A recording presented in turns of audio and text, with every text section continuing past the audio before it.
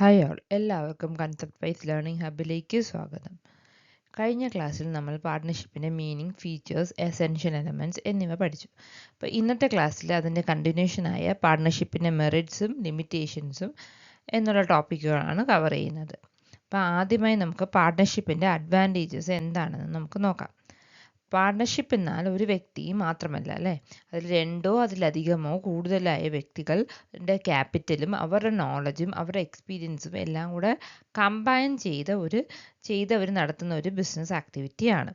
അപ്പം അതുകൊണ്ട് തന്നെ അത് സോൾ പ്രൊപ്പറേറ്റർഷിപ്പിനേക്കാൾ കുറച്ചും കൂടെ അഡ്വാൻറ്റേജസ് അതിനുണ്ട്. അപ്പോൾ അത് നമുക്ക് എക്സ്പ്ലെയിൻ ചെയ്ത് നോക്കാം. അപ്പോൾ ഫസ്റ്റത്തെ അഡ്വാൻറ്റേജ് എന്ന് പറഞ്ഞാൽ ഈസ് ഓഫ് ഫോർമേഷൻ അല്ലേ. പാർട്ട്ണർഷിപ്പ് സ്റ്റാർട്ട് ചെയ്യുന്നത് വളരെ ഈസിയാണ്. വലിയൊരു ലീഗൽ ഫോർമാലിറ്റീസ് ഒന്നും പാർട്ട്ണർഷിപ്പിൽ ഇല്ല. പാർട്ട്ണർഷിപ്പ് ഓറൽ എഗ്രിമെൻ്റ് അല്ലെങ്കിൽ റിട്ടേൺ എഗ്രിമെൻ്റ് വഴിയും ബിസിനസ് സ്റ്റാർട്ട് ചെയ്യാൻ പറ്റും അല്ലേ. അവർക്ക് അവിടെ അവരുടെ എന്തുമാത്രം ക്യാപിറ്റലാണ്, അവർ ഏതൊക്കെ ഡ്യൂട്ടീസാണ് അവർ ഷെയർ ചെയ്യുന്നതെന്നും അവരുടെ പ്രോഫിറ്റ് അല്ലെങ്കിൽ ലോസ് ഷെയറിങ് റേഷ്യോസും ഇതെല്ലാം ഒരു എഗ്രിമെൻറ്റിൽ അവർ പറഞ്ഞുകൊണ്ട് അവരെന്ത് ചെയ്യുവാണ്, ഒരു പാർട്ട്ണർഷിപ്പ് ഡീഡിലേക്ക് അല്ലെങ്കിൽ ഒരു എഗ്രിമെൻ്റ് അവർ ക്രിയേറ്റ് ചെയ്യുവാണ്.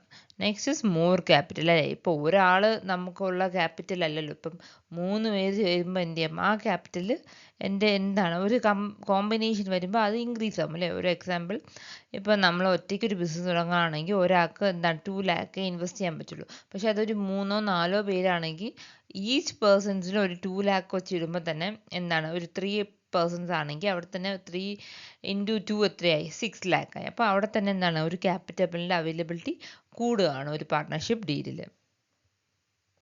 നെക്സ്റ്റ് എന്ന് പറയുന്നത് കമ്പൈൻഡ് സ്കിൽ ആൻഡ് നോളജ് അല്ലേ. ഇത് നമ്മൾ പറഞ്ഞ നേരത്തെ ക്യാപിറ്റൽ പോലെയാണ്. ഒരാൾക്ക് ഓരോരുത്തരും ഡിഫറെൻ്റ് ആണ്. അപ്പോൾ ഓരോരുത്തരുടെയും സ്കില്ലും അവരുടെ നോളജും അവരുടെ എക്സ്പീരിയൻസ് ഡിഫറെൻ്റ് ആണ്. അതുകൊണ്ട് തന്നെ അപ്പോൾ എന്ത് ചെയ്യാൻ പറ്റും, ഇപ്പോൾ ഒരാൾക്ക് ഒരു എക്സാമ്പിൾ, ഒരു കമ്പനിയിൽ ഒരാൾക്ക് നല്ല കുറച്ചും കൂടെ മാർക്കറ്റിങ്ങിൽ കഴിവുണ്ടായിരിക്കും, ഒരാൾക്ക് ഫിനാൻസ് നോക്കാനായിരിക്കും, ഒരാൾക്ക് ഓപ്പറേഷൻ ആയിരിക്കും. അപ്പോൾ ഇവരുടെ എല്ലാ സ്കില്ലും കൂടെ കമ്പൈൻ ചെയ്യുമ്പോൾ എന്തായിരിക്കും, കുറച്ചും കൂടെ സ്മൂത്ത് ആയിട്ടൊരു ബിസിനസ് റൺ ചെയ്യാൻ നമുക്ക് സാധിക്കും. Next is quick decision making അല്ലേ.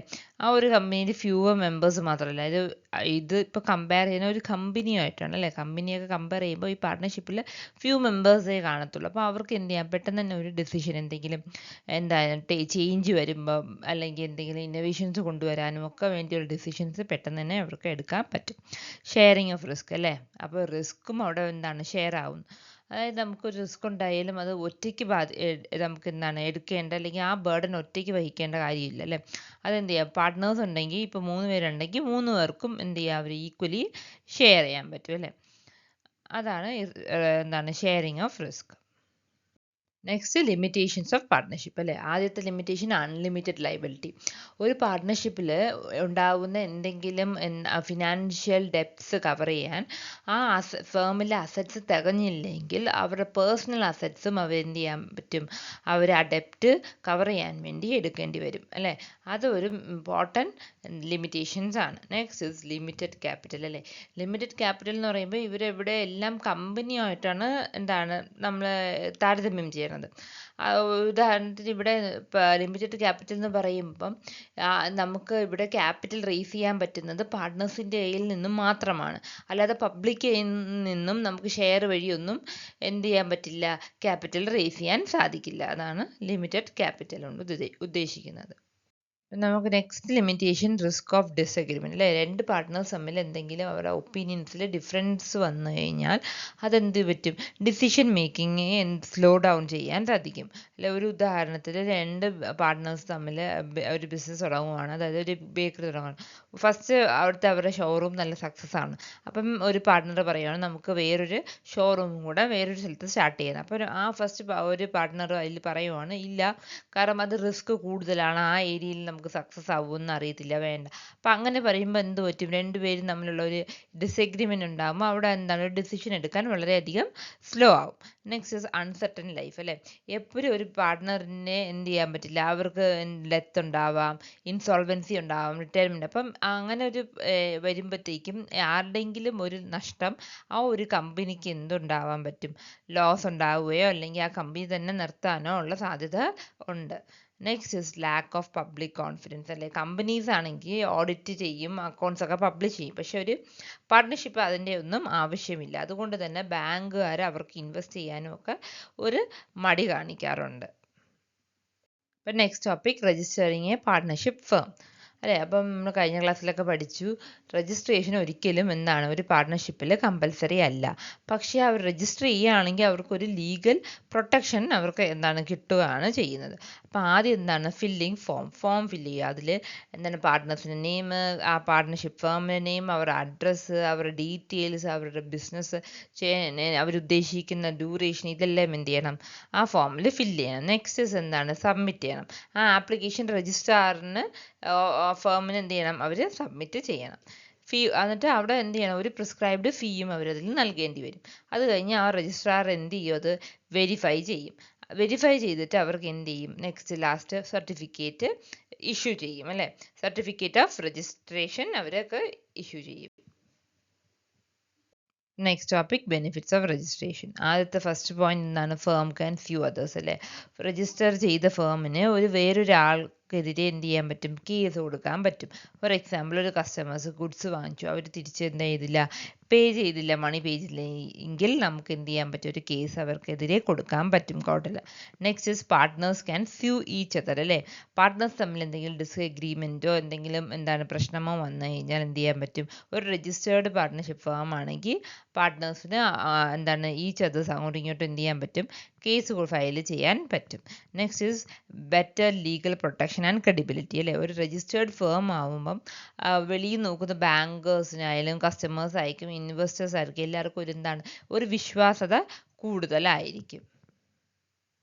Next topic what is partnership deed. ഒരു പാർട്ട്ണർഷിപ്പ് ഡീഡ് എന്നാൽ പാർട്ട്നേഴ്സ് തമ്മിലുള്ള റിട്ടേൺ എഗ്രിമെൻ്റ് ആണ്. അപ്പോൾ അവിടെ എല്ലാ ടേംസും ഒരു ബിസിനസ്സിൻ്റെ എല്ലാ ടേംസ് ആൻഡ് കണ്ടീഷൻസും അവരതിൽ പറഞ്ഞിട്ടുണ്ടായിരിക്കും. ലോ പ്രകാരം പാർട്ട്ണർഷിപ്പ് ഡീഡ് കമ്പൽസറി അല്ല, പക്ഷേ ഒരു ഫ്യൂച്ചർ ഡിസ്പ്യൂട്ട്സ് നമുക്ക് അവോയ്ഡ് ചെയ്യാൻ എപ്പോഴും പാർട്ട്ണർഷിപ്പ് ഡീഡ് നമ്മളെ ഹെൽപ്പ് ചെയ്യും. ഒരു റിട്ടേൺ ഡീഡ് എഗ്രിമെൻ്റ് ഇല്ലെങ്കിൽ പാർട്ട്ണർഷിപ്പ് ആക്ട് പ്രകാരമുള്ള ഡീഫോൾട്ട് റൂൾസ് ആയിരിക്കും അപ്ലൈ ചെയ്യാറ്. ഇപ്പം ഒരു എക്സാമ്പിൾ പറഞ്ഞാൽ രണ്ട് ഫ്രണ്ട്സ് തമ്മിൽ ഒരു പാർട്ട്ണർഷിപ്പ് ചെയ്യുവാണ്. അവിടെ എന്തെങ്കിലും ഒരു പ്രോഫിറ്റ് റേഷ്യോയിൽ തമ്മിൽ എന്തെങ്കിലും ഒരു ഡിസ്പ്യൂട്ട്സ് ഉണ്ടാവുകയാണെങ്കിൽ ഈ പാർട്ട്ണർഷിപ്പ് ആക്ട് പ്രകാരമാണെങ്കിൽ അവരത് ഈക്വലി ആയിരിക്കും അവരോട് ഷെയർ ചെയ്യാൽ. പക്ഷേ നമ്മൾ ഒരു പാർട്ട്നേഴ്സ് ഇൻവെസ്റ്റ് ചെയ്യുന്നത് വേറൊരു ഡിഫറെൻറ്റ് റേഷ്യോയിലായിരിക്കും അവർ ആദ്യം ഓറലി അല്ലെങ്കിൽ കമ്മ്യൂണിക്കേറ്റ് ചെയ്ത് പറഞ്ഞിട്ടുള്ളത് അല്ലേ. അവർ എത്രയാണ് ക്യാപിറ്റൽ ഓരോ ആൾക്കാരും ഇൻവെസ്റ്റ് ചെയ്ത് അതനുസരിച്ചായിരിക്കും. പക്ഷേ അവിടെ ഒരു റിട്ടേൺ എഗ്രിമെൻ്റ് ഇല്ലാത്തത് കൊണ്ട് തന്നെ എന്ത് ചെയ്യും ആ ഒരു പാർട്ട്ണർഷിപ്പ് ആക്ട് പ്രകാരം നിയമത്തിൽ പറഞ്ഞിരിക്കുന്ന പോലെ അവർക്ക് എന്ത് ചെയ്യേണ്ടി വരും പാലിക്കേണ്ടി വരും. അതുകൊണ്ട് തന്നെ എപ്പോഴും ഒരു പാർട്ട്ണർഷിപ്പ് ഡീഡ് എന്തായിരിക്കും അവർക്ക് ഹെൽപ്ഫുള്ളായിരിക്കും എന്തെങ്കിലും ഡിസ്പ്യൂട്ട്സ് വന്നു കഴിഞ്ഞാൽ. Next topic contents of partnership deed. First അതിൽ നൽകേണ്ട നെയിം ആൻഡ് അഡ്രസ് അല്ലേ. Full official name of partnership ഫേമിൻ്റെ ഫുൾ നെയിമും complete address of all partners എല്ലാ പാർട്ട്നേഴ്സിൻ്റെയും കംപ്ലീറ്റ് അഡ്രസ്സും നൽകണം. Next nature and place. ഏത് ടൈപ്പ് ബിസിനസ് ആണ് നമ്മൾ സ്റ്റാർട്ട് ചെയ്യുന്നത് അതിൻ്റെ പേരും പ്ലേസ് എവിടെയാണ് നമ്മൾ അതിൻ്റെ പ്രൈം ലൊക്കേഷൻ ഏതാണെന്നും നമ്മൾ എന്ത് ചെയ്യണം നൽകണം. അത് കഴിഞ്ഞിട്ട് ക്യാപിറ്റൽ കോൺട്രിബ്യൂഷൻ, അതായത് ഓരോ ആൾക്കാരും ഈച്ച് പാർട്ട്ണർ എത്രയാണ് മണി ക്യാപിറ്റൽ അവർ ഇൻവെസ്റ്റ് ചെയ്യുന്നതെന്നും അതിൽ കറക്റ്റായിട്ട് നമ്മൾ എന്ത് ചെയ്യണം എഴുതിയിരിക്കണം. Next is profit sharing ratio. ആ പാർട്ട്നേഴ്സ് തമ്മിൽ എഗ്രി ചെയ്തിട്ടുള്ള ഒരു പ്രോഫിറ്റ് ഷെയറിംഗ് റേഷ്യോ കാണും. അപ്പോൾ അത് എന്ത് ചെയ്യണം അതിൽ ഫിക്സഡ് ആയിട്ട് അവർ എഴുതിയിരിക്കണം, ആ പാർട്ട്ണർഷിപ്പ് ഡീഡിൽ കൊടുത്തിരിക്കണം. Rights and duties and powers, അതായത് ഓരോ പാർട്ട്നേഴ്സിനും എന്തൊക്കെ റൈറ്റ്സ് ഉണ്ട് എന്തൊക്കെ ഡ്യൂട്ടീസ് ഉണ്ട് എന്തൊക്കെ പവറാണുള്ളത് എന്നുള്ളത് ഡീറ്റെയിൽ ആയിട്ട് ഈ പാർട്ട്ണർഷിപ്പ് ഡീഡിൽ അവർ നൽകണം. Next is admission, retirement and disputes. Rules, അതായത് ന്യൂ പാർട്ട്ണർ വന്നു കഴിഞ്ഞാൽ ഏതൊക്കെ പ്രൊസീജിയർ വഴി നമുക്ക് അവരെ പുതിയ ആളെ അഡ്മിറ്റ് ചെയ്യാം, എക്സിറ്റ് ചെയ്യണമെങ്കിൽ നമുക്ക് ഏത് പ്രൊസീജിയറാണ്, റിട്ടയർമെൻ്റ് ആകുമ്പോൾ ഉള്ള പ്രൊസീജിയർ എന്താണ്, എന്തെങ്കിലും ഡിസ്പ്യൂട്ട്സ് വന്നു കഴിഞ്ഞാൽ അത് സോൾവ് ചെയ്യാനുള്ള എന്തെങ്കിലും എഗ്രിമെൻറ്റ്സ് പോളിസീസോ ഉണ്ടോ, ഇതെല്ലാം എന്ത് ചെയ്യണം ഈ ഒരു last admission, retirement and dispute എന്നുള്ളൊരു ഭാഗത്താണ് വരാറ്. So our next topic is why the partnership deed matters. First one, is avoid misunderstanding അല്ലേ. പാർട്ണർഷിപ്പ് ഡീഡിൻ്റെ ഇമ്പോർട്ടൻസ് എന്താണ്? ഒരു മിസ്അണ്ടർസ്റ്റാൻഡിങ് അവർ അതായത് ഒരു പാർട്ണർഷിപ്പ് ഡീഡ് പ്രകാരം അവരുടെ റൂൾസും റൈറ്റ്സും ഡ്യൂട്ടീസും ഒക്കെ നേരത്തെ അവർ പ്രിസ്ക്രൈബ് ചെയ്ത് ആ ഡീഡിൽ പറഞ്ഞിട്ടുണ്ടായിരിക്കും. അതുകൊണ്ട് തന്നെ നമ്മൾ നാളൊരു കാലത്ത് അവർ തമ്മിൽ എന്തെങ്കിലും മിസ്അണ്ടർസ്റ്റാൻഡിങ് ഉണ്ടെങ്കിൽ അത് അവോയ്ഡ് ചെയ്യാൻ നമുക്കത് സാധിക്കും അല്ലേ. പാർട്ണർഷിപ്പ് ഡീഡിൽ അത് പറഞ്ഞിട്ടില്ല എന്ന് നമുക്ക് പറയാൻ പറ്റും. Next is act as legal proof അല്ലേ. അതായത് ഒരു പാർട്ണർഷിപ്പ് ഡീഡിൽ ഏർപ്പെട്ടതിന് ശേഷം ആ പാർട്ട്നേഴ്സ് തമ്മിൽ പ്രോഫിറ്റ് ഷെയറിങ് റേഷ്യോയിൽ തമ്മിൽ എന്തെങ്കിലും ഒരു പ്രശ്നം ഉണ്ടായെങ്കിൽ അവർക്ക് എന്താ ലീഗലി അവർക്ക് മൂവ് ചെയ്യാൻ പറ്റും പാർട്ണർഷിപ്പ് ഡീഡ് ഉണ്ടെങ്കിൽ. Next is guides A business. ആ ഒരു ഇതനുസരിച്ച് ബിസിനസ്സിനെ ഗൈഡ് ചെയ്യാൻ പറ്റും. അതായത് പാർട്ണർഷിപ്പ് ഡീഡ്സ് റൈറ്റ്സ് ഡ്യൂട്ടീസ് എന്താണ് ഓരോരുത്തരും ഇൻവെസ്റ്റ് ചെയ്ത ക്യാപിറ്റൽ അവരുടെ എഗ്രീഡ് പ്രോഫിറ്റ് ഷെയറിങ് റേഷ്യോ ഇതെല്ലാം എന്തായാലും നൽകിയിട്ടുണ്ട്. അതുകൊണ്ട് തന്നെ ആ ഒരു ഫേം നല്ല രീതിയിൽ നടക്കാൻ ഇത് ഹെൽപ്പ് ചെയ്യും. ഒരുപാട് റൂൾസ് ഒക്കെ എഴുതിയിട്ടുള്ളതുകൊണ്ട് തന്നെ നമുക്ക് ആ ഒരു റൂൾസ് പാലിച്ചുകൊണ്ട് തന്നെ മുമ്പോട്ട് പോകാൻ നമുക്കത് വളരെ ഹെൽപ്ഫുൾ ആണ്. Next topic types of partners അല്ലേ. നമുക്ക് പല ടൈപ്പ് ഓഫ് പാർട്ട്നേഴ്സ് ഉണ്ട്. നമ്മൾ അതവരെ എങ്ങനെയാണ് കാറ്റഗറൈസ് ചെയ്യുന്നത്? അവരുടെ പാർട്ടിസിപ്പേഷൻ അനുസരിച്ച്, അവരുടെ ഇൻവെസ്റ്റ്മെൻറ്റ് രീതി അനുസരിച്ച്, അവരുടെ ലീഗൽ ലയബിലിറ്റി ഇതെല്ലാം അനുസരിച്ചാണ് നമ്മൾ എന്തിനാ പാർട്ട്നേഴ്സിനെ പല ടൈപ്പായിട്ട് കാറ്റഗറൈസ് ചെയ്യുന്നത്. ഫസ്റ്റ് ആക്റ്റീവ് പാർട്ട്നേഴ്സ് അല്ലേ. ഈ ആക്റ്റീവ് പാർട്ട്നേഴ്സ് ഈ വേർഡിൽ തന്നെ ഉണ്ട്, അല്ലെങ്കിൽ മാനേജിങ് പാർട്ട്നേഴ്സ് എന്നും അവരെ അറിയപ്പെടുന്നു. ഈ ആക്റ്റീവ് പാർട്ട്നേഴ്സ് എന്ത് ചെയ്യുന്നു? അവരവരുടെ ഡേ ടു ഡേ ആക്ടിവിറ്റീസിലെല്ലാം ഇൻവോൾവ് ചെയ്യുന്നു. അവർ സപ്ലയേഴ്സുമായിട്ട് ഡീൽ ചെയ്യുന്നു, കസ്റ്റമേഴ്സുമായിട്ട് ഡീൽ ചെയ്യുന്നു, അവർ എംപ്ലോയീസിനെ മാനേജ് ചെയ്യുന്നു, ഡേ ടു ഡേ ഓപ്പറേഷൻസ് നോക്കുന്നു, ഡിസിഷൻസ് എടുക്കുന്നു, എല്ലാം ആക്റ്റീവായിട്ട് എന്താണ് അവർ ഡേ ടു ഡേ ആക്ടിവിറ്റീസിൽ ഇൻവോൾവ് ചെയ്യുന്നു. അവരെയാണ് എന്താ പറയുന്നത്? ആക്റ്റീവ് പാർട്ട്നേഴ്സ് എന്ന് പറയുന്നത്. Next sleeping partners or dormant partners. ആ വഴി തന്നെ സ്ലീപ്പിംഗ്. അവരെന്താണ് ഈ സ്ലീപ്പിംഗ് പാർട്ട്നേഴ്സ്? അവർ ഇൻവെസ്റ്റ് ചെയ്യുന്നു മണി, പക്ഷേ എന്ത് ചെയ്യുന്നു? അവർ ഡേ ടു ഡേ ഓപ്പറേഷൻസോ മാനേജിങ് ആക്ടിവിറ്റീസോ ഒന്നും അവർ നടത്തുന്നില്ല. പക്ഷേ അവർക്ക് എന്താണ്? ഒരു പ്രോഫിറ്റ് ഷെയറിംഗ് റേഷ്യോ പ്രിസ്ക്രൈബ്ഡ് ആയിരിക്കും, അൺലിമിറ്റഡ് ലയബിലിറ്റി ആയിരിക്കും. അതായത് എന്തൊരു പ്രശ്നം അല്ലെങ്കിൽ എന്തൊരു ഡെപ്റ്റ് വന്നാലും അവരെന്താണ്? ലീഗലി ലയബിളാണത് പേ ഓഫ് ചെയ്യാൻ. നമുക്കൊരു സിമ്പിളായിട്ട് പറഞ്ഞു കഴിഞ്ഞാൽ ആക്റ്റീവ് പാർട്ട്നേഴ്സ് അവർ വർക്കും ചെയ്യുന്നു പ്ലസ് ഇൻവെസ്റ്റ്മെൻറ്റ് ചെയ്യുന്നു. പക്ഷേ സ്ലീപ്പിംഗ് പാർട്ട്നേഴ്സ് എന്താണ് ചെയ്യുന്നത്? ഇൻവെസ്റ്റ്മെൻറ്റ് മാത്രമേ ചെയ്യുന്നുള്ളൂ. അപ്പോൾ active partners equal to work plus investment and sleeping partners equal to investment only. Next type nominal partners ആണ്.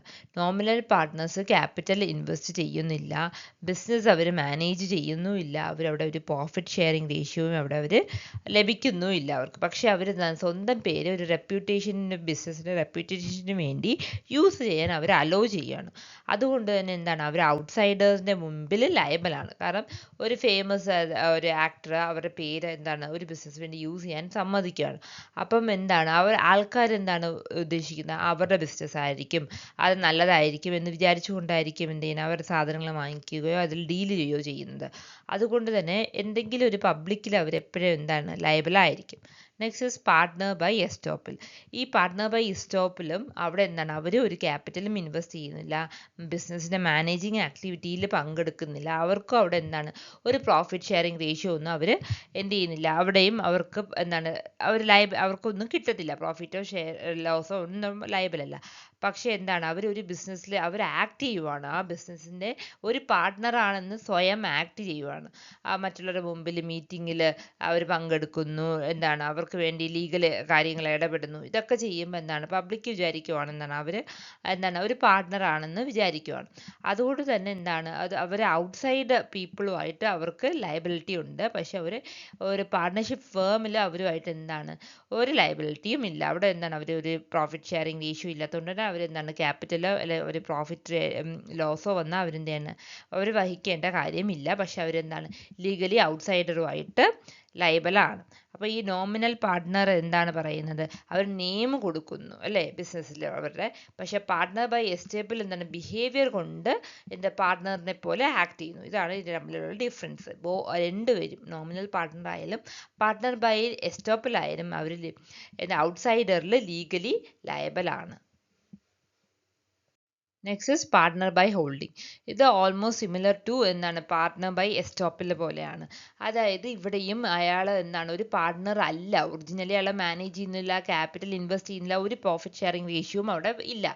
ബട്ട് എന്താണ് ഈ ഒരു ഫേം അയാളുടെ പേര് ഒരു അഡ്വർടൈസ്മെന്റ് വഴിയോ എല്ലാം യൂസ് ചെയ്യുവാണ്, മറ്റുള്ളവരുടെ മുമ്പിൽ അയാളെ കമ്മ്യൂണിക്കേറ്റ് ചെയ്യുവാണ് ഒരു ഫേമസ് പേഴ്സൻ്റെ പേര് വെച്ചിട്ട് ഇയാൾ എന്താണ് നമ്മുടെ കമ്പനിയിലെ പാർട്ട്ണർ ആണെന്ന്. പക്ഷേ ആ ഒരു ഫേമസ് പേഴ്സൺ അത് അറിഞ്ഞിട്ടും അത് ഡിനൈ ചെയ്യുന്നില്ല. അങ്ങനത്തുള്ള കേസിൽ അയാളും ലീഗലി ഔട്ട്സൈഡറിന് ലയബിലിറ്റി ഉണ്ട്. കാരണം എന്താണ് മറ്റുള്ളവർ അയാളുടെ പേര് അയാളുടെ ബിസിനസ് ആണല്ലോ എന്ന് പറഞ്ഞുകൊണ്ടായിരിക്കും എന്ത് ചെയ്യുന്നത് ആ ബിസിനസ്സിലെ സാധനവുമായിട്ട് ഡീൽ ചെയ്യുന്നത്. അപ്പം എന്തൊരു ലോസ് ഉണ്ടായാലും അത് അയാൾ എന്താണ് ഔട്ട്സൈഡറിന് ലയബിൾ ആണ്. Next topic minor as A partner. Indian contract act പ്രകാരം 18 വയസ്സിൽ താഴേക്കുള്ള ഒരാൾക്ക് ഫുൾ പാർട്ണർ ആകാൻ പറ്റില്ല. പക്ഷേ ഇന്ത്യൻ പാർട്ട്ണർഷിപ്പ് ആക്ട് പ്രകാരം എക്സിസ്റ്റിംഗ് പാർട്ട്നേഴ്സിൻ്റെ യുനാനിമസ് കൺസെൻറ്റ് ഉണ്ടെങ്കിൽ മൈനറിനെ ബെനിഫിറ്റ്സ് ഓഫ് പാർട്ട്ണർഷിപ്പിലേക്ക് അഡ്മിറ്റ് ചെയ്യാൻ സാധിക്കും. അവർക്ക് എന്താ റൈറ്റ്സ് ഓഫ് മൈനർ അനുസരിച്ച് പ്രോഫിറ്റ് ഷെയറിംഗ് ലഭിക്കും, അക്കൗണ്ട്സ് ഇൻസ്പെക്ട് ചെയ്യാൻ അവർക്ക് സാധിക്കും, പേഴ്സണൽ ലയബിലിറ്റി അവർക്ക് പക്ഷേ ഉണ്ടായില്ല. ക്യാപിറ്റൽ കോൺട്രിബ്യൂഷൻ വരെ മാത്രമായിരിക്കും അവരുടെ ലയബിലിറ്റി ഉണ്ടാവുക. 18 വയസ്സിന് കഴിഞ്ഞ് കഴിഞ്ഞാൽ മേജർ ആയി കഴിഞ്ഞാൽ അവർക്ക് എന്ത് ചെയ്യാൻ പറ്റും, ഒരു 6 months ടൈം കൊടുക്കും. അതിനിടയ്ക്ക് അവർക്ക് ഡിസൈഡ് ചെയ്യാം ഫുൾ പാർട്ട്ണർ ആവണോ അല്ലെങ്കിൽ എന്ത് ചെയ്യണോ, അതിൽ നിന്നും അവർക്ക് ലെഫ്റ്റ് ചെയ്യണോ. അവിടെ ഫുൾ പാർട്ട്ണർ ആയതിനു ശേഷം അവർക്ക് അൺലിമിറ്റഡ് ലയബിലിറ്റി ആയിരിക്കും ഉള്ളത്. സോ അവർക്ക് മൈനറിന് എന്താണുള്ളത്, ബെനിഫിറ്റ്സ് മാത്രമേ ഉള്ളൂ. അവർക്കൊരു 6 months, അതായത് അവർ എന്താണ് മേജർ ആയിക്കഴിഞ്ഞാൽ അവർക്ക് എന്ത് ചെയ്യാൻ പറ്റും, ഓരോ ഓപ്ഷൻ കൊടുക്കും. വേണമെങ്കിൽ അവർക്ക് എന്ത് അക്സെപ്റ്റ് ചെയ്ത് അവർക്ക് ഫുൾ പാർട്ട്ണർ ആവാം, അല്ലെങ്കിൽ അവർക്ക് അവിടെ നിന്ന് പിന്മാറാനും സാധിക്കും. നമുക്ക് ഡിഫറെൻറ്റ് ടൈപ്സ് ഓഫ് പാർട്ട്നേഴ്സിനെ നമുക്ക് എന്ത് ചെയ്യാം, പെട്ടെന്നൊന്ന് സമ്മറൈസ് ചെയ്യാം. ആക്റ്റീവ് പാർട്ട്നേഴ്സ്, അവിടെ എന്താണ് ക്യാപിറ്റൽ അവർ ഇൻവെസ്റ്റ് ചെയ്യുന്നുണ്ട്, മാനേജ് ചെയ്യുന്നുണ്ട്, ഡേ ടു ഡേ ഫുള്ളി അവരെന്താണ് അവർ റോൾസ് മാനേജ് ചെയ്യുന്നു, അവരുടെ ലയബിലിറ്റി അൺലിമിറ്റഡ് ആണ്. സ്ലീപ്പിംഗ് പാർട്ട്ണർ, അവരെ ക്യാപിറ്റൽ ഇൻവോൾവ് ചെയ്യുന്നുണ്ട്, പക്ഷേ മാനേജീരിയൽ ഡേ ടു ഡേ ആക്ടിവിറ്റീസിൽ അവർ പാർട്ടിസിപ്പേറ്റ് ചെയ്യുന്നില്ല, ലയബിലിറ്റി എന്താണ് അൺലിമിറ്റഡ് ആണ്. നെക്സ്റ്റ് നമ്മൾ പറഞ്ഞു നോമിനൽ പാർട്ട്നേഴ്സ് അല്ലേ, അവിടെ ക്യാപിറ്റൽ ഇൻവെസ്റ്റ് ചെയ്യുന്നില്ല, അവർ മാനേജും ചെയ്യുന്നില്ല, പക്ഷേ അവിടെ എന്താണ് ലയബിൾ ടു ഔട്ട്സൈഡറിന് അവർക്ക് അൺലിമിറ്റഡ് ലയബിലിറ്റിയാണ്. എന്തുകൊണ്ടാണ് അവരുടെ നോമിനൽ പാർട്ട്ണർ അവരുടെ പേര് അവർ യൂസ് ചെയ്യാൻ, ഒരു ഫേമസ് പേഴ്സൻ്റെ പേര് അവർ യൂസ് ചെയ്യാൻ അവർ സമ്മതിക്കുവാണ് ഒരു ബിസിനസ്സിൽ. Next is partner by estoppel, അവിടെയും ക്യാപിറ്റൽ ഇല്ല, അവിടെ എന്താണ് മാനേജീരിയൽ റോൾസ് ഒന്നും അവരില്ല, പക്ഷേ എന്താണ് അവർ ഇംപ്ലൈഡ് ബൈ കണ്ടക്റ്റ് അല്ലേ, അവർ അങ്ങനെ ആക്ട് ചെയ്യുവാണ്. എസ്റ്റോപ്പിൽ അവർ എന്താണ് ആ ബിസിനസ്സിൻ്റെ ഒരു പാർട്ട്ണർ ആണെന്ന് അവർ സ്വയം ആക്ട് ചെയ്യുവാണ്. അത് കണ്ടിട്ടാണ് എന്താണ് മറ്റുള്ളവർ വിശ്വസിക്കുന്നത്. അതുകൊണ്ട് തന്നെ അവർ ലയബിളാണ്, ഔട്ട്സൈഡേഴ്സിന് ലയബിളാണ്. പാർട്ട്നേഴ്സ് ബൈ ഹോൾഡിംഗ്, അവിടെ എന്താണ് ക്യാപിറ്റലും ഇല്ല, അവരെന്ത് ചെയ്യുന്നില്ല, അവിടെ അവർ ആക്ട് ചെയ്യുന്നില്ല, പക്ഷെ എന്താണ് ആ ഒരു ബിസിനസ് ഇംപ്രഷൻ കൊടുക്കുവാണ്, ഇവർ നമ്മുടെ പാർട്ട്ണർ ആണെന്ന് ഈ ബിസിനസ് ഫേം പറയുവാണ്. അങ്ങനെ പറയുമ്പോഴും ഇവരെന്ത് ചെയ്യുന്നില്ല, ഡിനൈ ചെയ്യുന്നില്ല. അതുകൊണ്ട് തന്നെ അവർക്ക് അവരും ലയബിലിറ്റി അൺലിമിറ്റഡ് ലയബിലിറ്റി ടു ഔട്ട്സൈഡേഴ്സിന് ഉണ്ട്. നെക്സ്റ്റ് ഇസ് മൈനർ പാർട്ട്ണർ അല്ലേ, അവിടെ എന്താണ് അവർ ഓപ്ഷണലാണ്, അവരൊരു ക്യാപിറ്റൽ അവർ ഇൻവെസ്റ്റ് ചെയ്താൽ അതനുസരിച്ചിട്ടുള്ള ഒരു ബെനിഫിറ്റ്സ് മാത്രം അവർക്ക് കിട്ടും. അവർ ഇപ്പോൾ ഒരു ക്യാപിറ്റൽ ഇൻവെസ്റ്റ് ചെയ്താൽ ആ ഒരു ലിമിറ്റഡ് ക്യാപിറ്റലിന് മാത്രമാണ് അവർ ലയബിൾ ആവുന്നത്. അവരൊരു മാനേജ് ഒന്നും ചെയ്യുന്നില്ല, പക്ഷെ അവർക്ക് എന്ത് ചെയ്യാൻ പറ്റും, അവർക്ക് ഇൻസ്പെക്ട് ചെയ്യാനൊക്കെ ഉള്ള അധികാരം, ഓഡിറ്റ് ഒക്കെ നോക്കാനുള്ള അധികാരമൊക്കെ ഉണ്ട്.